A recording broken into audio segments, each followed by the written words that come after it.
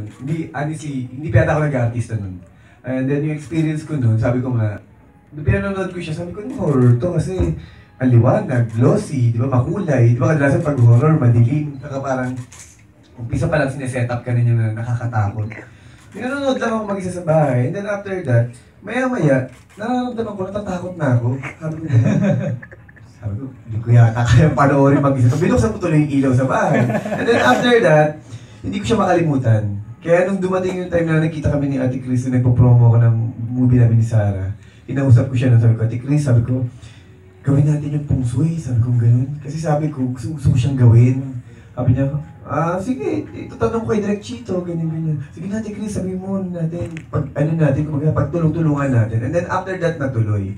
Kumbaga sabi ko nga, parang blessing na parang yung isa sa mga pangarap ko na bilang artista na magawa, nasa katuparan na dahil nga, yun nga, nagawa ko yung movie na feng shui. Pangalawa, hindi dahil na si Direk Chito, gusto ko talaga siya makatrabaho. Kasi syempre, bawat artista gusto makatrabaho yung, alam mo yung mga magagaling na director. Diba? The pillars of this industry, di ba, Coco?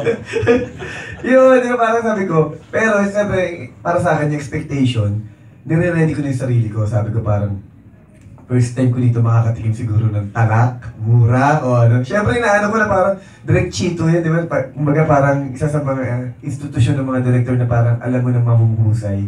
Sabi ko hindi, pero sabi ko gagawin ko talaga. Sabi ko kahit hindi ako kinukunan, nandun lang ako, manonood ako at titignan ko siya kung paano siya mag-direct. Sabi ko nga, hindi lang importante ang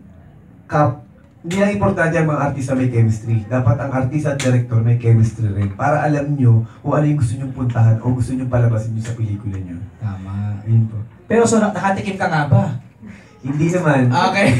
Pero sabi ko nga, si Direk, minsan, syempre, nag-iinit ang ulo. Yeah. Pero reasonable. Kasi, klaro naman di ba? Pero sabi ko nga, dapat kay Direk, pag tumungtong ka sa set, dapat alam mo yung trabaho mo. Dapat ready ka.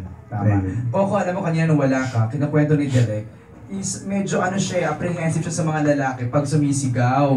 Pag straight daw kasi lalaki, yung sigaw daw, hindi daw ganun ka explosive sa horror film. Paano ka pinasigaw dito ni Direk? Paano ang sigaw ang ginawa mo? Actually, hindi niya ako pinasisigaw. Okay. Kumbaga, hinahayaan niya ako Okay. Basta pinaintindi niya sa akin yung eksena, yung gusto niya mangyari.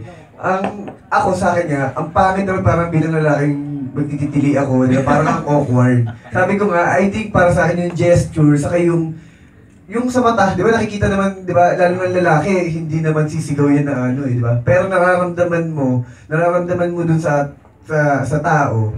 Sabi ko nga ako, i-express ko to sa mata kung paano natin Kasi sabi ko, hindi ako pwedeng lumambot Lalong-lalo na taga Malabon ako, di ba? Hindi ko pwedeng sirain yung Okay. Eh, Jay, meron pa?